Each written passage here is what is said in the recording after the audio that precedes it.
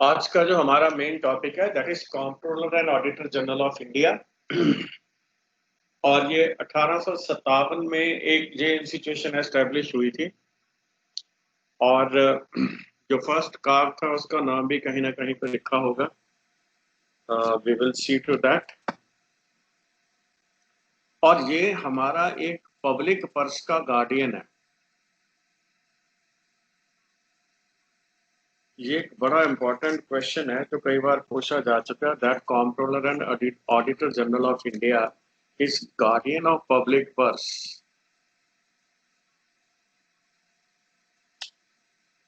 तो आर्टिकल 148 जो है कॉन्स्टिट्यूशन का आर्टिकल 148।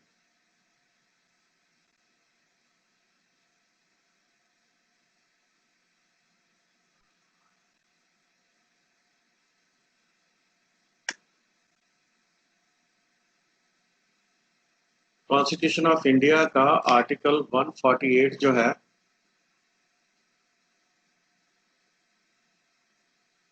ये कॉम्प्ट्रोलर और ऑडिटर जनरल के ऑफिस की बात करता है।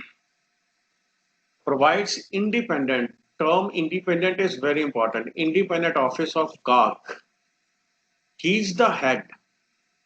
जो हमारा काग है ये हेड होता है किसका? Indian Indian audit and accounts department. लेकिन अब इसमें थोड़ी चेंजेस आ चुकी है। अकाउंट्स डिपार्टमेंट और ऑडिट दोनों को 1970s में अलग कर दिया गया था। और अब ये ऑडिट का ही हेड है और जो अकाउंट्स का अकाउंटेंट जनरल होता है वो उसका हेड होता है। He is guardian of public purse. ये एक बहुत इंपॉर्टेंट टर्म है, गार्डियन ऑफ पब्लिक पर्स। हमारे ज्यादातर ये एक ऑब्जेक्शन लगाया जाता था कि जितना पैसा सरकार प्लानिंग के में इन्वेस्ट करती है उतना लोगों तक नहीं पहुंचता। इसके कई रीजंस थे। एक बात तो ये थी कि जो स्टेट कोई भी मतलब कि एक्स वाई जेड, मैं किसी अ, मतलब के पार्टी का नाम ना लूं, गवर्नमेंट वर्ड इज बेटर। हमारे पास ऐसे होता है कि कुछ स्टेट गवर्नमेंट्स, सभी स्टेट गवर्नमेंट एक जैसी नहीं होती। Some of them are good and others are not that.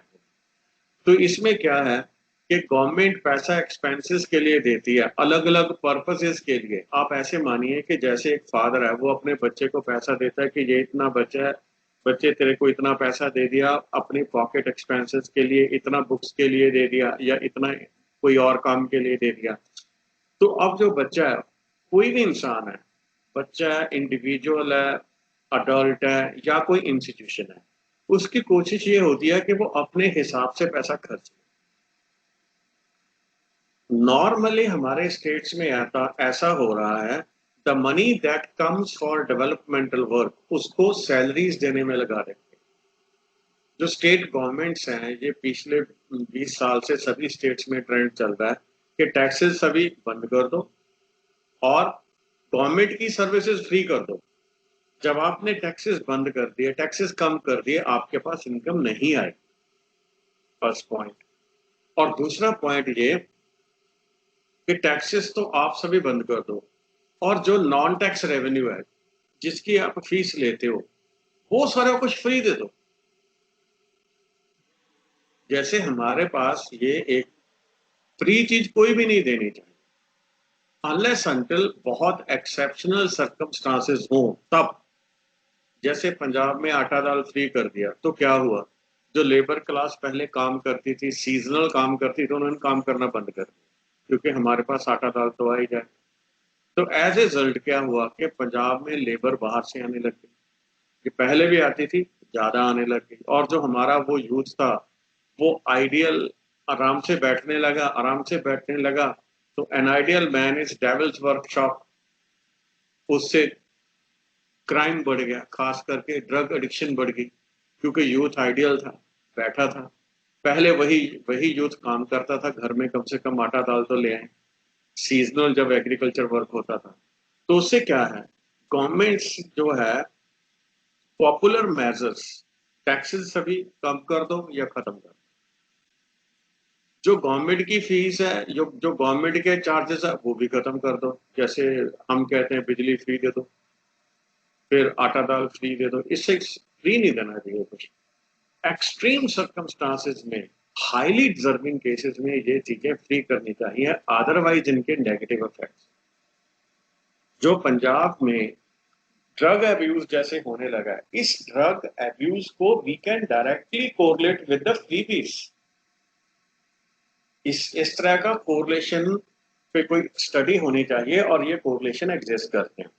तो अब हमारे पास इस समय क्या है, जो काग है, he is guardian of public purse, ये देखता है कि जिस काम के लिए पैसा दिया गया था वो उसी काम के लिए इस्तेमाल हुआ है। इसको बोलते हैं रेगुलेटरी ऑडिट। ठीक है।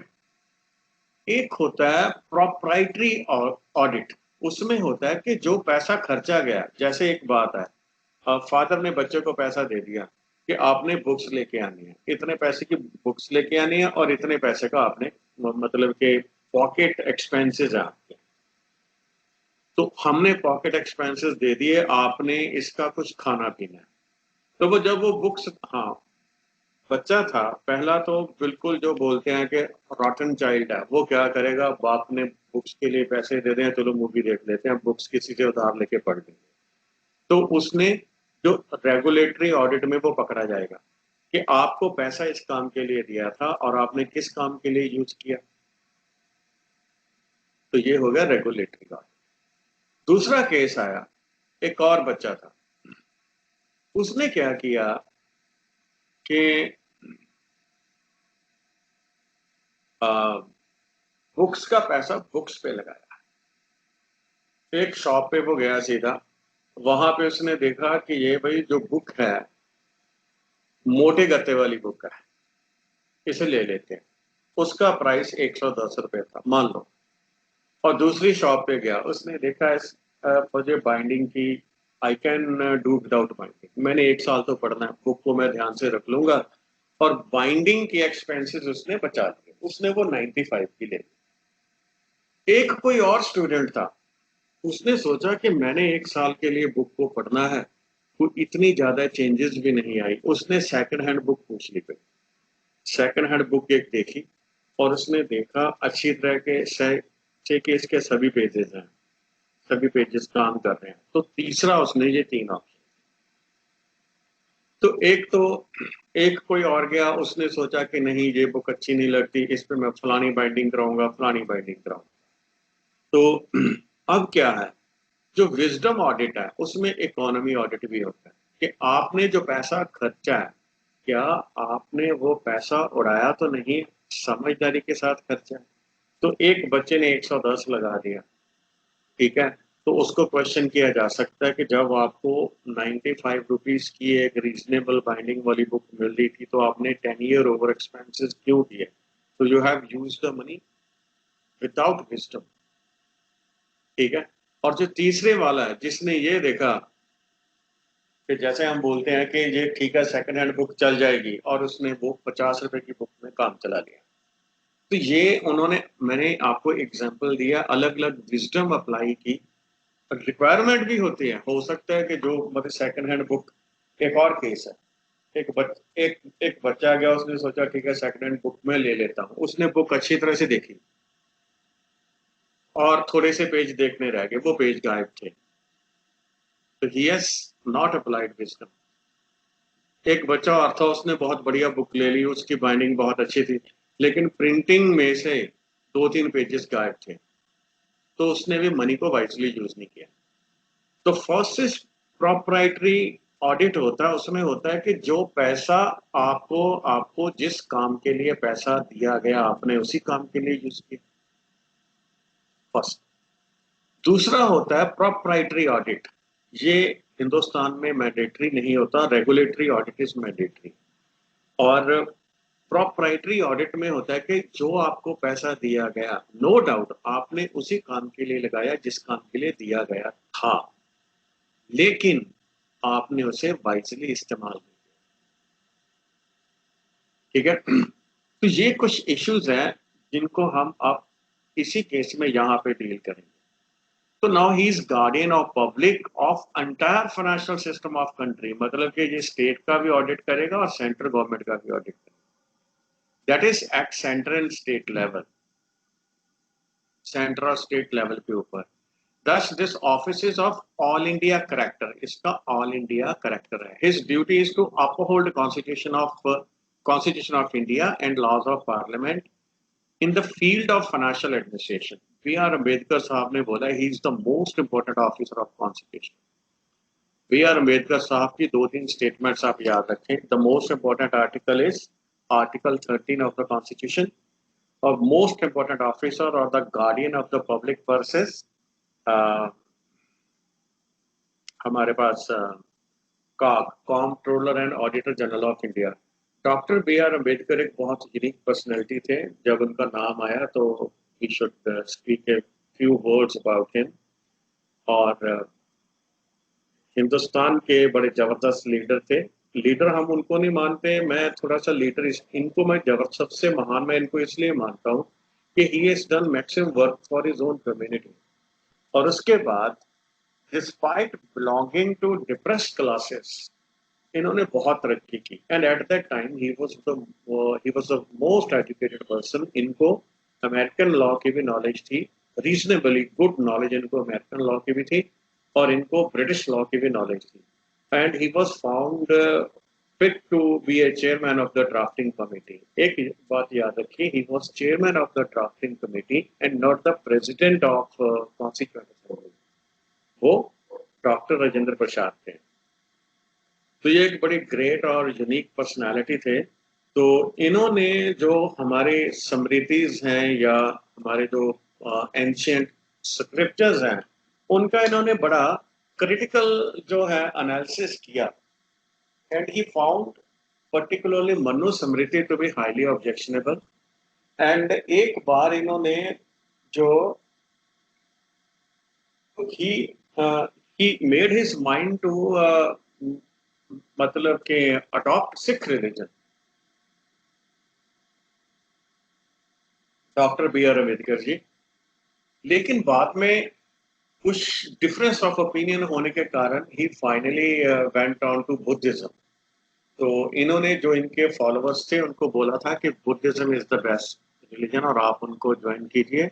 और इनके आइडियाज के ऊपर एक बहुजन समाज पार्टी है और उनका जो चोन निशान हाथी है और जो एलिफेंट है it's a sacred animal for Buddhist.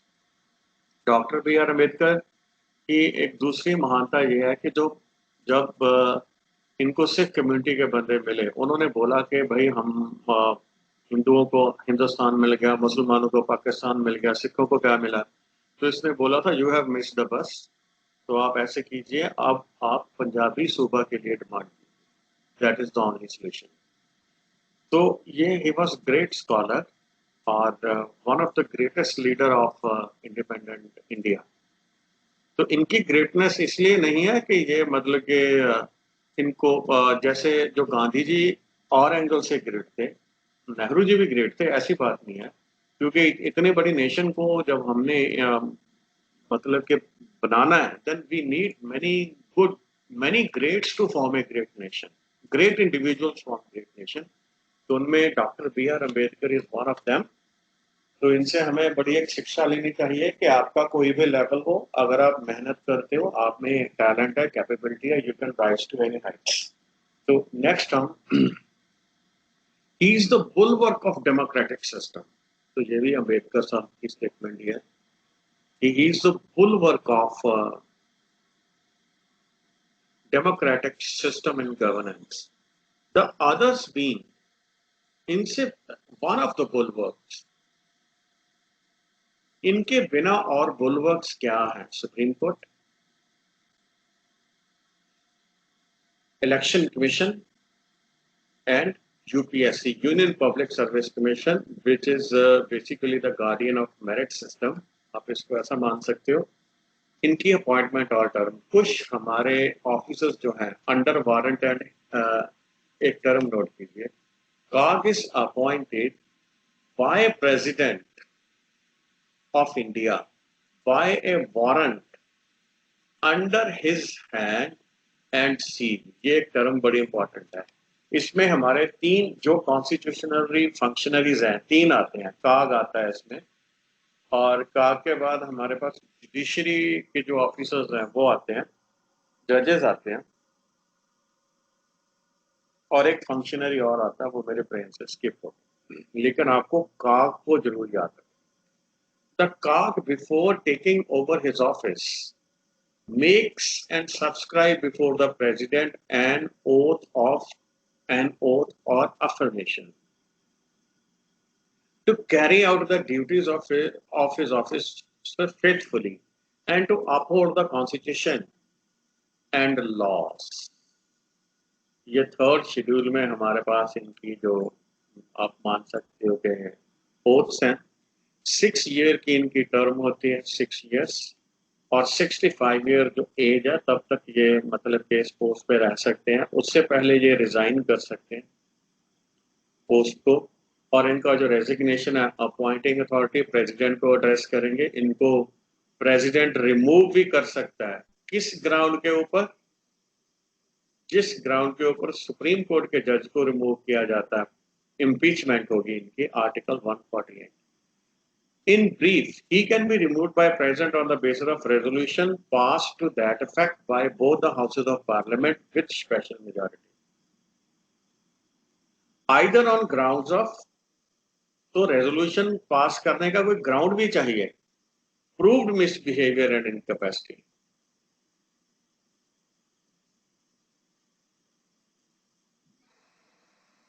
कि इनमें काम करने की समर्था नहीं है। मिसबिहेवियर का मतलब इसका यह है कि वो जो कॉन्स्टिट्यूशन की जो नॉर्म्स हैं उसको अप्रोप्रिएटली फॉलो नहीं करते।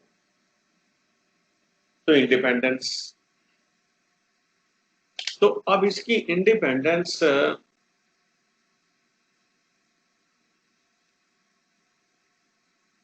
फर्स्ट ऑफ ऑल इनकी टेन्योर सिक्योर्ड है। First, security of tenure. President can be removed by president, इनकी इम्पीचमेंट होती है, बस सीधी सी बात हम पहले कर चुके। तो ये एक होता है holding office till the player of the president. उसमें क्या होता है कि प्रेसिडेंट आपको कभी भी रिमूव कर सकता है at its own sweet will. जब मैं प्रेसिडेंट का नाम लेता हूं तो आप इसको सब्स्टिट्यूट कर लीजिए प्राइम मिनिस्टर के साथ। तो प्राइम मिनिस्टर की स्वीट विल है, जो आदमी, जो भी फंक्शनरी जो है काम करता है during the sweet will of, during the player of governor और प्रेसिडेंट, इसका मतलब उसको सीएम साहब, या in case of governor CM साहब के पास पावर है, in case of president the power lies with prime minister. He is not eligible for further office, वो फर्दर ऑफिस के लिए एलिजिबल नहीं होते हैं।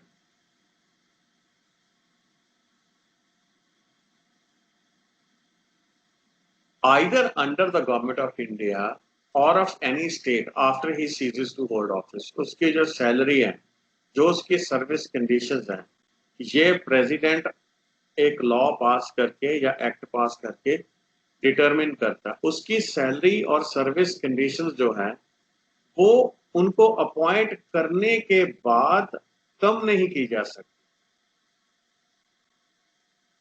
The condition of service of person serving Indian Audit and Accounts Department and Administrative Department of CAG shall be prescribed by President after consultation with CAG। तो इसमें इसने क्या बोला, जो हमारे पास Indian audit and accounts department है उसमें जो सारे जो लोग काम करते हैं उनकी सर्विस कंडीशंस क्या होगी, इन सर्विस कंडीशंस के को प्रेस्क्राइब करते हैं प्रेसिडेंट साहब। लेकिन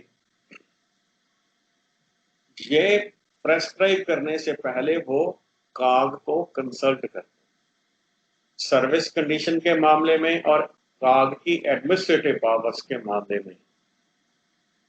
जो लॉस बनाते हैं या जो मतलब के जो नॉर्म्स होती हैं वो प्रेसिडेंट साहब प्रेस्क्राइब करते हैं, लेकिन उसको वो प्रेस्क्राइब करने के लिए जो controller and auditor general of India उसको कंसल्ट करते हैं। The administrative expenses of the office of काग जो है, सैलरीज, अलाउंसेस, पेंशन एटसेट्रा, ये कंसोलिडेटेड फंड ऑफ इंडिया पे चार्ज होता है। जो भी एक्सपेंसेस, जो भी खर्च कंसोलिडेटेड फंड ऑफ इंडिया के ऊपर चार्ज होता है, उसकी पार्लियामेंट में डिस्कशन तो हो सकती है लेकिन वोटिंग नहीं हो सकती, मतलब कि उसको कम नहीं किया जा सकता। वोटिंग में क्या होता है कि you try to lessen the expenses, लेकिन नॉर्मली ये भी आजकल नहीं होता, क्योंकि वोटिंग में ऐसे होता है कि सिंगल पार्टी की मेजोरिटी होती है। अगर वोटिंग होती है तो सिंगल पार्टी, मेजोरिटी वाली पार्टी जीत जाती है। तो उसमें सिर्फ क्या होता है कि आप पॉलिसी को लेके, मैंने आपको जब बजट पढ़ाया था तो आपको policy cut, token cut, economy cut पढ़ाए थे। तो उसमें ज्यादातर वो कट्स सभी फेल ही हो जाते हैं, बड़ा रेयरली एक आध सक्सीड करते हैं।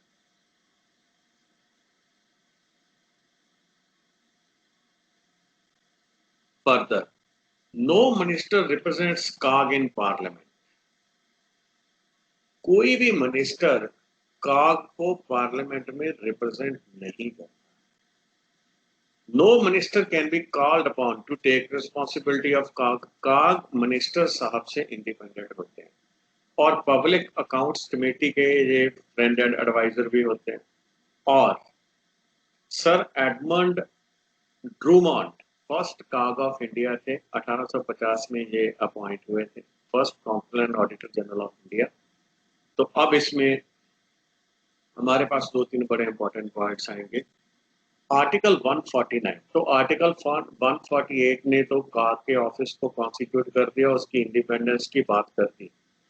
Constitution article 149 authorise the parliament to prescribe the duties of CAG in relation to the accounts of union and states. ये पार्लियामेंट को ऑथराइज करते हैं कि आप भाई काग की ड्यूटीज फिक्स कीजिए ऑडिटिंग के लिए यूनियन एंड स्टेट्स के मामले, जो उनकी पब्लिक सेक्टर ऑर्गेनाइजेशन है या जो भी जिस भी ऑर्गेनाइजेशन का ऑडिट करवाना। तो जो हमारी पार्लियामेंट है उन्होंने क्या किया, 71 में एक एक्ट पास कर दिया इसी काम के लिए, और इसको अमेंड किया 1976 में। जब अमेंड किया तो उन्होंने अकाउंट्स एंड ऑडिट को सेपरेट कर दिया। मैंने आपको बिगिनिंग में ही बता दिया था कि अकाउंट्स एंड ऑडिट जो है ये सेपरेट किए जा चुके हैं। ऑडिट डिपार्टमेंट अलग है और जो अकाउंट डिपार्टमेंट है ये अलग है।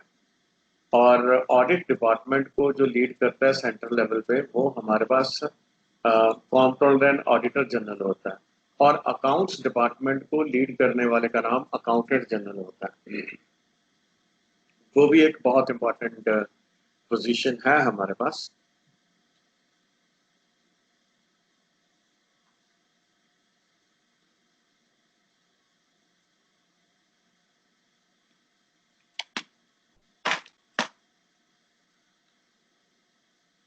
It's a very important position. Duties क्या है इसकी? इसने पहली बात, जितने भी expenses consolidated fund of India से होते हैं वो सभी खर्चों का इन्होंने ऑडिट करना होता है।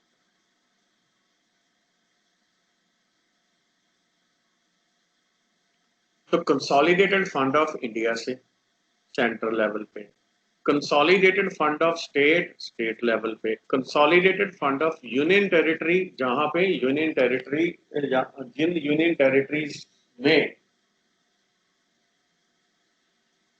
इसको कॉन्स्टिट्यूट किया हुआ है, जिन यूनियन टेरिटरीज में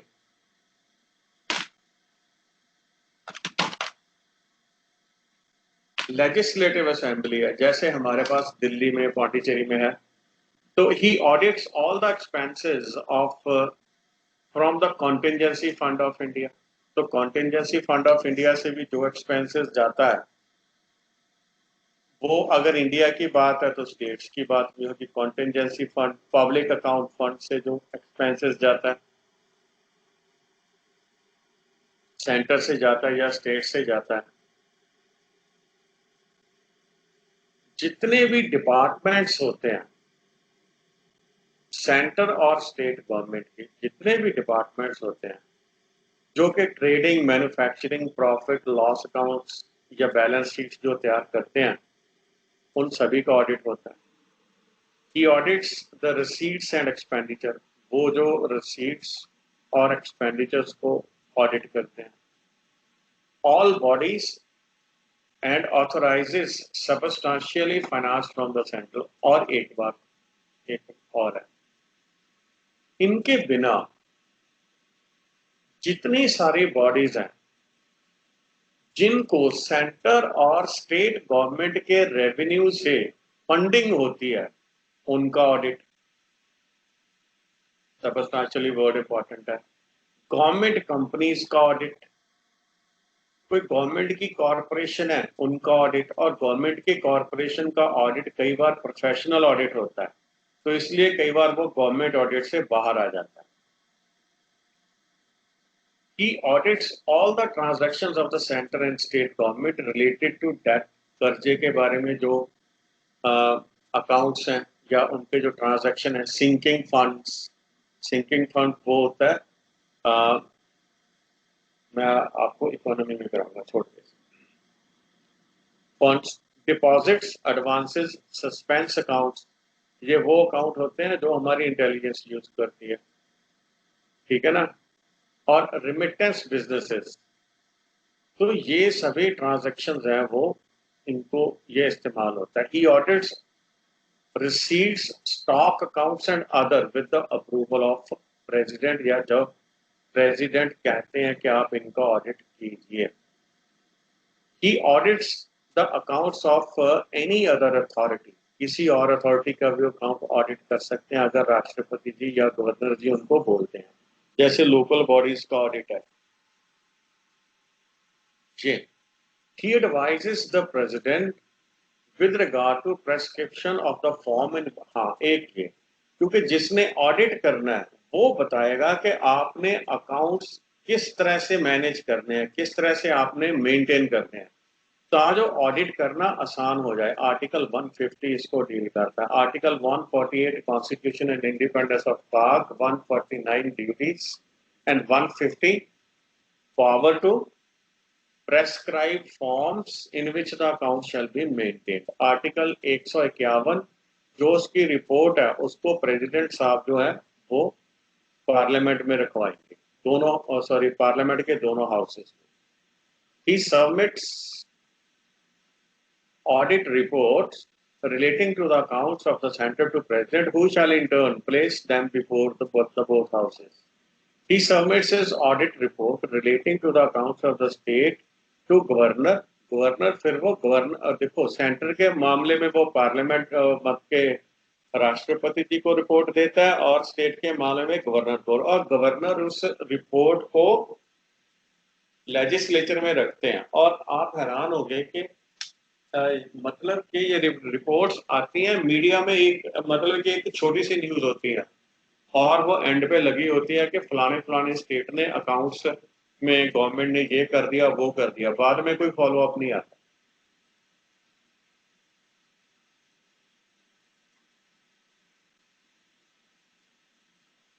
He submits his audit report relating to the accounts of the state।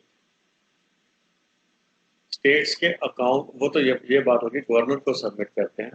तो he ascertains and certifies net proceeds of any tax or duty। वो मतलब कि जितना पैसा किसी टैक्स या ड्यूटी से आता है उसको वो सर्टिफाई भी करते हैं।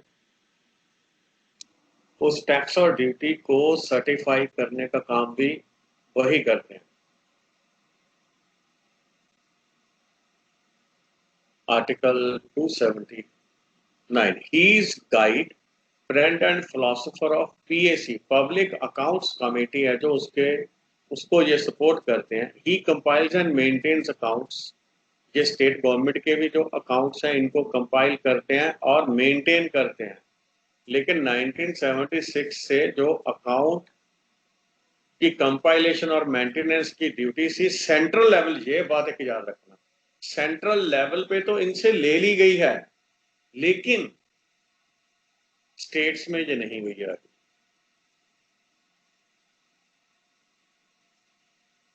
और उससे क्या हुआ है, सेंट्रल लेवल पे ये डिपार्टमेंटलाइजेशन ऑफ अकाउंट्स हो गया कि जो डिपार्टमेंट है वो अपने लेवल पे इसको अकाउंट को मेंटेन करेगा। अब मैं आपको दो बातें समझाता हूं।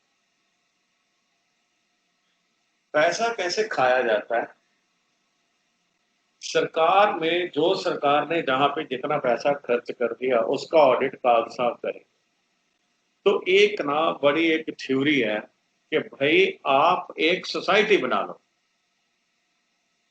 सोसाइटी में पैसा डाल दो और उस पैसे का ऑडिट आप किसी भी सीए से करवा सकते हो। ऑडिट पैनल अपना बना लो।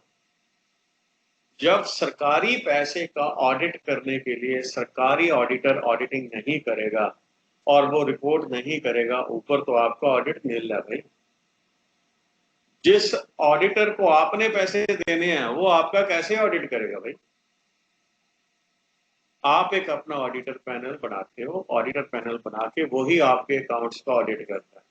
वो क्या बोल देता है, ऐसा बोल देता है कि भाई अकाउंट को ऐसे रख लीजिए, ऐसे रख लीजिए, जबकि वो फॉर्म ऑफ अकाउंट्स मेंटेन करवा देता है। अगर वो ऑडिट में को गलती फाइंड आउट कर देता है, he can not take any action. वैसे हिंदुस्तान में तो काग वैसे भी अगर को उसको गलती लगती है तो वो किसी सरकार का पैसा रोक नहीं सकता। ये पावर उसको चाहिए थी। अगर ऐसी पावर काग को दे दी जाए तो गवर्नमेंट तो थोड़े समय में सीधी हो जाएगी। तो अब काग हैज मोर फ्रीडम। एक बात इसने बहुत बड़ी बात, काग को फ्रीडम है एक्सपेंसेस का ऑडिट करने की, रिसीट्स का नहीं। तो अब इसमें क्वेश्चन राइज होता है कि भाई आप उन वो एक्सपेंसेस को ऑडिट करते हैं, जब पैसा खर्च हो गया तो अब ऑडिट कितना मर्जी भूल जाओ, वो तो खत्म कर दिया पैसा। ऑडिट ऑफ रिसीट्स, ये इसके मामले में इनको इतनी इंडिपेंडेंस नहीं है। रिसीट्स, स्टोर्स और स्टॉक्स का ऑडिट कैसे करें? तो एक पीके वटल है, वटल थे, उन्होंने कहा था कि whereas in relation to expenditure, खर्चे के मामले में जो ऑडिट का स्कोप है वो काफी वाइड है।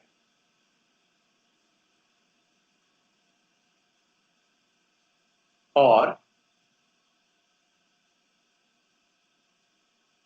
उसमें ऑडिटर स्कोप ऑडिट का करता है डिफाइन, ऑडिट कोड्स बनाता है, मैनुअल्स बनाता है, फिर अप्रूवल्स होती हैं, अप्रूवल्स होती हैं, फिर कंडक्ट रूल आ जाते हैं, बाकी ऑडिट रूल आ जाते हैं। ये मैं आपको थोड़ा सा समझा। जैसे हमारे पास अगर एक डिस्ट्रिक्ट हेडक्वार्टर में पे कोई ऑफिसर है तो वो 36 आजकल जो नया पंजाब गवर्नमेंट के रूल आए हैं, अप टू 36,000 के बिल्स वो पास कर सकते। लेकिन जो ओल्ड रूल्स हैं, जो 1990 के 30 साल पहले के रूल चल रहे हैं, उससे डिस्ट्रिक्ट हेड 6,000 के एक्सपेंसेस कर सकता है। और ये जो मैं रूल बता रहा हूँ ये 70 से चल रहे हैं। और जो हमारा है वो तहसील पे जो कोई ऑफिसर होता है वो 500 रुपये। वैसे अलग अलग हेड्स में पावर होती है, ये मैं आपको थोड़ा सा एक्सप्लेन कर दूं। हेड्स क्या होते हैं? हेड्स ऐसे होते हैं, बच्चों के मामले में जैसे हम खर्च कर लें कि एक हेड तो हो गया बुक्स लेने वक्त का, दूसरा आपका पॉकेट एक्सपेंसेस हो गए, तीसरा आपका मोटरसाइकिल के एक्सपेंसेस हो गए, तीन, चौथा कोई और लगा दो। ये तीन मेन हेड्स हैं। तो आपको पावर होती है कि आप पॉकेट एक्सपेंसेस के मामले में इतना पैसा पेरेंट्स के बिना पूछे खर्च सकते हैं। बुक्स लेने में जिस मच अमाउंट अपने आप खर्च सकते हैं, उससे ज्यादा अगर खर्चना है तो पेरेंट्स से पूछना पड़ेगा। इसी तरह से कोई और एक्सपेंसेस करने हैं, जब आपको एक्सपेंसेस करने की पावर दी जाती है तो एक एक्सटेंट तक पावर दे दी जाती है कि इतना पैसा आप अपने आप खर्च कर लीजिए। तो उसके बाद जो नेक्स्ट हायर अथॉरिटी है उसकी भी लिमिट होती है। इस तरह से जैसे हम हिरार्की में ऊपर जाते हैं, फ्रॉम बॉटम टू टॉप, एक अप्रूवल का सिस्टम बन जाता है। जैसे फॉर एग्जांपल एक बच्चा है, वो ये बोलता है कि मैंने ये मोटरसाइकिल पुराना हो गया, नया लेना है।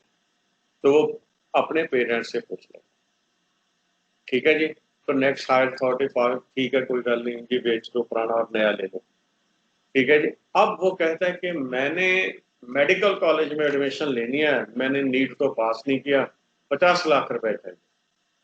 तो हो सकता है वो फादर के पास ना हो।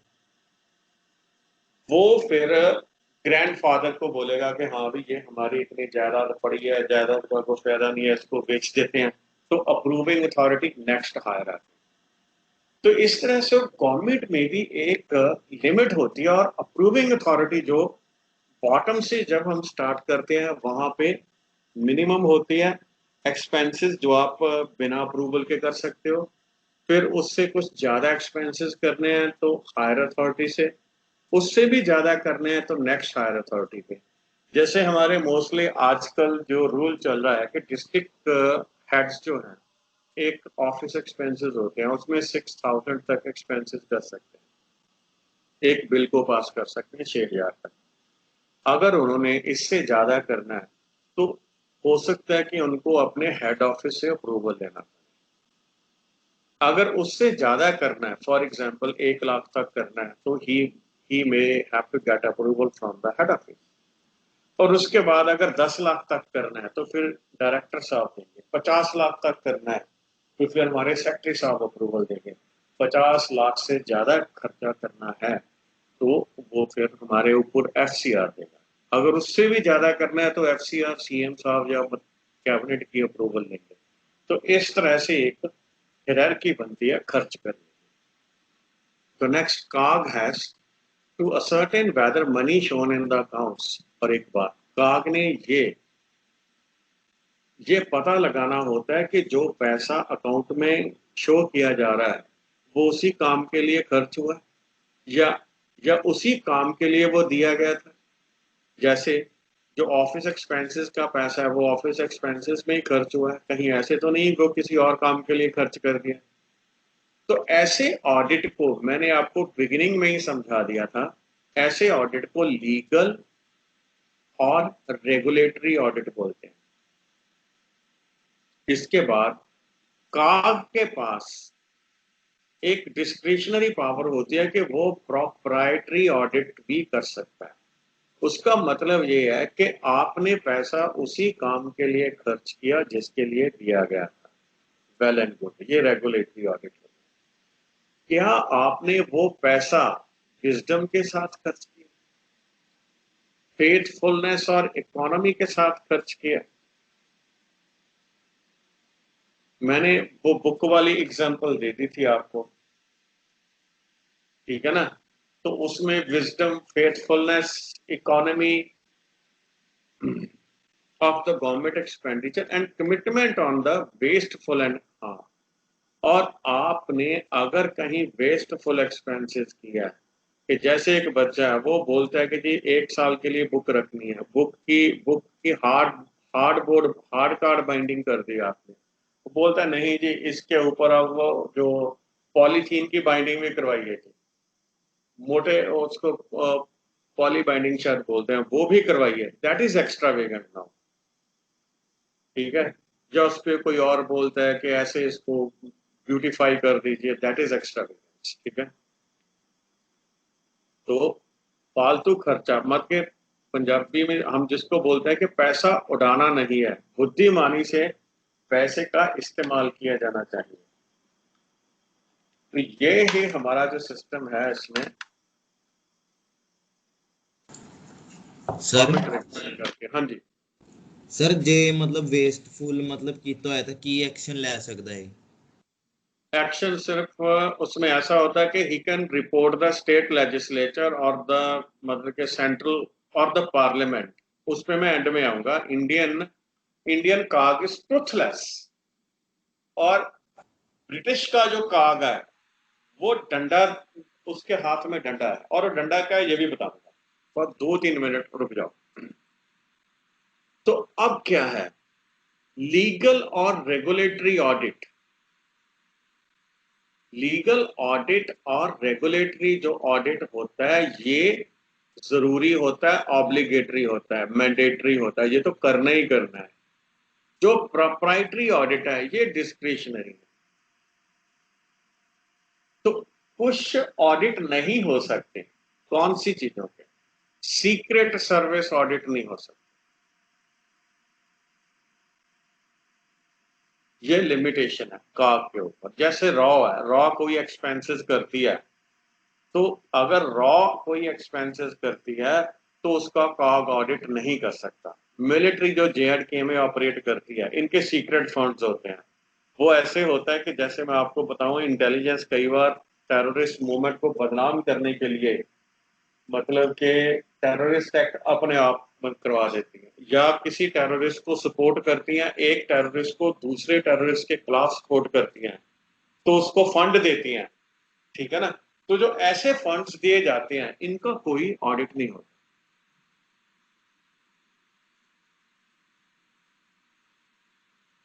जैसे हिंदुस्तान ने मुक्ति वाहिनी बनाई, अपनी सारी फौज लगाई, वहां पे आतंकवादियों को पैसा दिया, LTT को पैसा दिया। अगर वो एक्सपेंसेस में आ जाएगा, काग उसका ऑडिट करेगा, तो रिकॉर्ड में आ जाएगा, अखबारों में रौला पड़ जाएगा, तो इंटरनेशनल बॉडीज क्या कहेंगी कि हिंदुस्तान ये काम करता है। या हकानी नेटवर्क्स को अमेरिकन गवर्नमेंट पैसा दे रही है, ठीक है। या जब या वहां पे अफगानिस्तान में कम्युनिस्ट गवर्नमेंट थी रशिया की, उनका नाम था नाजीबुल्ला गवर्नमेंट थी जब, तो उनके खिलाफ हकानी नेटवर्क्स और तालिबान को फंडिंग किया अमेरिका ने। तो अगर वो जो फंड अमेरिका ने ऐसा किया है, उसको वहां का काग बिल्कुल उसका ऑडिट नहीं करता। सीक्रेट फंड को, सीक्रेट मीन सीक्रेट, बस, दैट्स ऑल। तो अब ऑडिटर का क्या काम है? To uphold the constitution of India and laws of parliament. Financial administration में जो हमारा संविधान बोलता है और जो हमारे पार्लियामेंट ने कानून बनाए हैं, उनकी पालना करवाना का काम। तो ये जो हमारे पास पॉलिटिकल और जो एडमिनिस्ट्रेटिव एग्जीक्यूटिव है, उसकी फाइनेंशियल एडमिनिस्ट्रेशन के सफीयर में अकाउंटेबिलिटी, ऑडिट रिपोर्ट्स स्टे होती है। तो काग जो है, ये पार्लियामेंट का एजेंट है, पार्लियामेंट के लिए काम करता है। जो हमारे पास सरकार, जिसको हम कैबिनेट या CM या PM के नाम से जानते हैं, उनके लिए काम नहीं करता, उनकी तो खामियां ये पेश करता है ताकि वो पार्लियामेंट में डिस्कस हो सके। Now the constitution of India visualises. अब इसमें एक बड़ी दिक्कत है जो आपने पहले अभी पूछा था। काग जो है वो कंट्रोलर भी होना चाहिए और ऑडिटर भी। ऑडिटर तो मैंने बता दिया। कंट्रोलर में क्या है कि जब किसी को पैसा इशू करना है तो ऑडिटर जनरल किसी के पैसे के इश्यूएंस को रोक सकता है।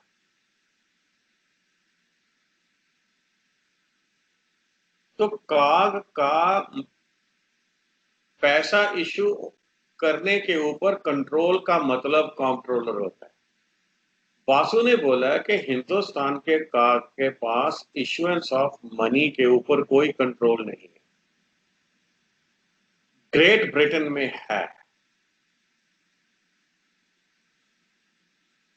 ग्रेट ब्रिटेन में जब एग्जेक्टिव पैसा ड्रॉ करता है तो पब्लिक एक्सचेकर से, तो उसे अप्रूवल लेनी पड़ती है काग से।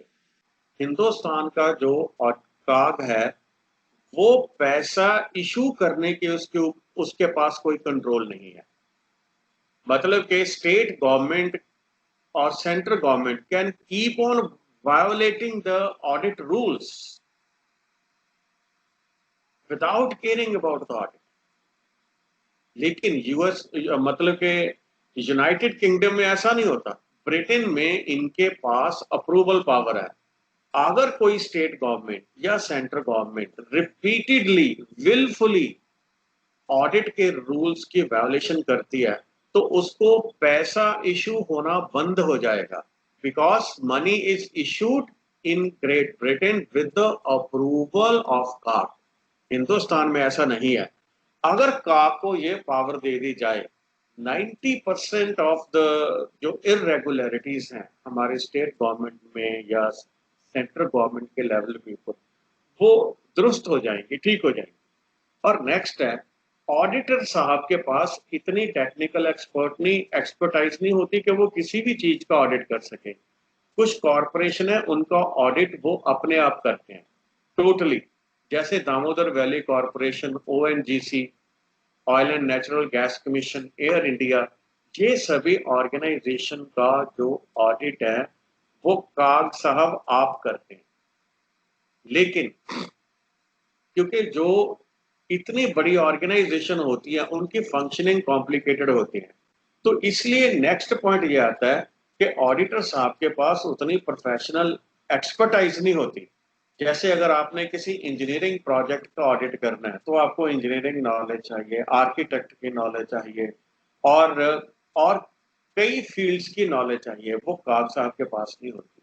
तो वो काग क्या करते हैं कि एक पैनल बना लेते हैं प्राइवेट प्रोफेशनल ऑडिटर्स का।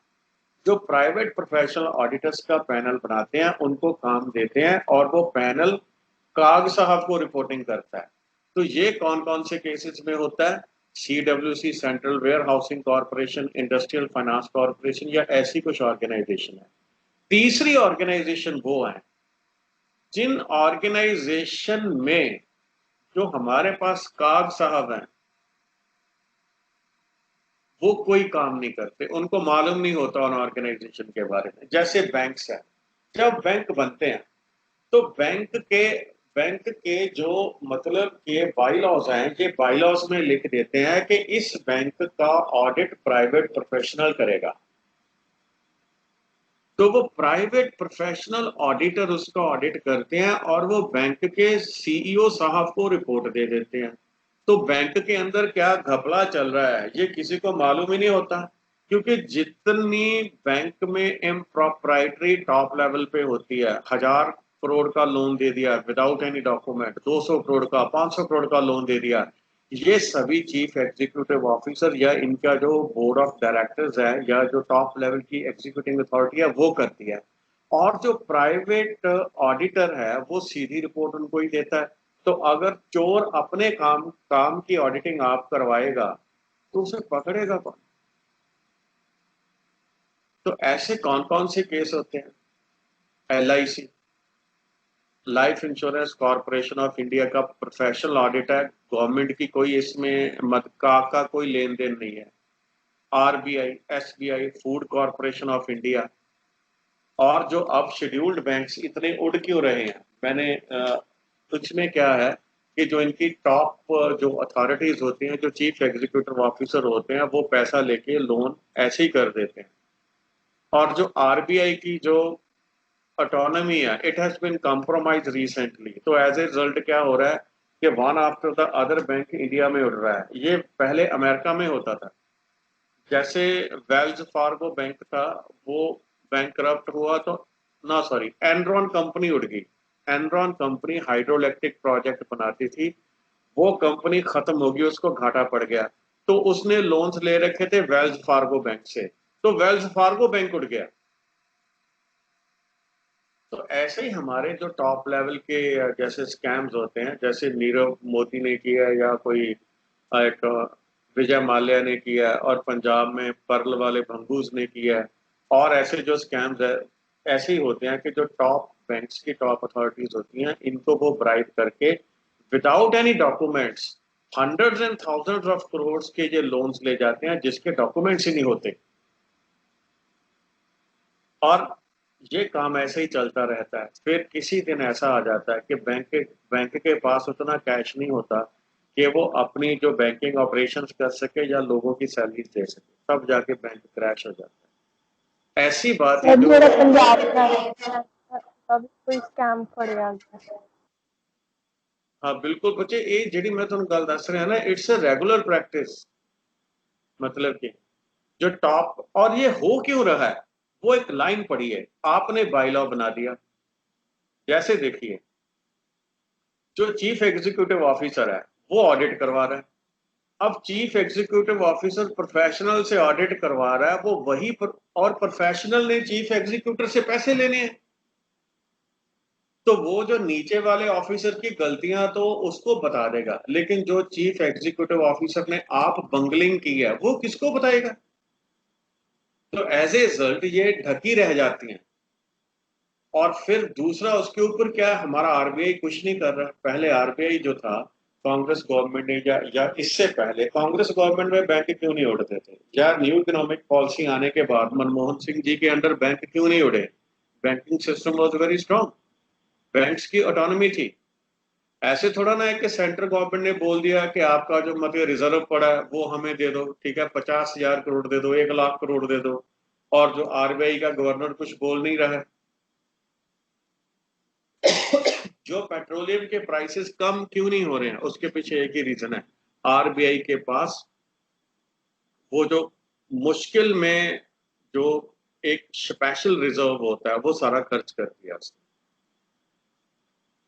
बस ये कारण कि इंटरनेशनल मार्केट में नेगेटिव प्राइस होने के बावजूद भी यहाँ पे 50 या 33% राइज इन ऑयल प्राइसेस हुआ। और काग साहब जो गवर्नमेंट की कंपनियों का ऑडिट करते हैं, और इसके बाद एक हमारे जो एडमिनिस्ट्रेटिव रिफॉर्म्स कमीशन था 1978 में बैठा था, उन्होंने ये एक एआरसी जो था वो 1968 में भी बैठा था, 1972 के पास था वो, जो मोरारजी देसाई जी की चेयरमैनशिप के अंडर था। उन्होंने सभी ने रिपोर्ट किया था कि काग को मल्टी मेंबर बॉडी बना दीजिएगा। और एक पॉल एफलॉपी थे, ये अमेरिका के थे, और इन्होंने इंडियन एडमिनिस्ट्रेशन के ऊपर 2 रिपोर्ट्स दी हैं, एक 1953 में, एक 1956 में। दोनों ने इन्होंने जो काग के रोल के ऊपर इन्होंने नेगेटिव ओपिनियन एक्सप्रेस किया है। ये बोलते हैं कि काग जो है उसकी जो पर्सपेक्टिव है, जो विजन है, वो नैरो होता है, वो केवल फाइनेंशियल कंप्लायंस को देखता है, वो किसी भी एक्सपेंसेस की सोशल वैल्यू, डेवलपमेंटल वैल्यू को नहीं देख सकता। तो इसलिए वो ये बोलता था कि काग तो होना ही नहीं चाहिए। This was a highly coloured opinion of Paul Appleby, लेकिन आपको मालूम होनी चाहिए, क्योंकि वो तो ये बोलता था कि काग का ऑफिस ही खत्म कर दो।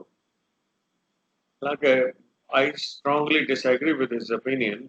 काग का ऑफिस खत्म नहीं किया जाना चाहिए, इसको स्ट्रांग किया जाना चाहिए, इसको कंट्रोलर की पावर देनी चाहिए।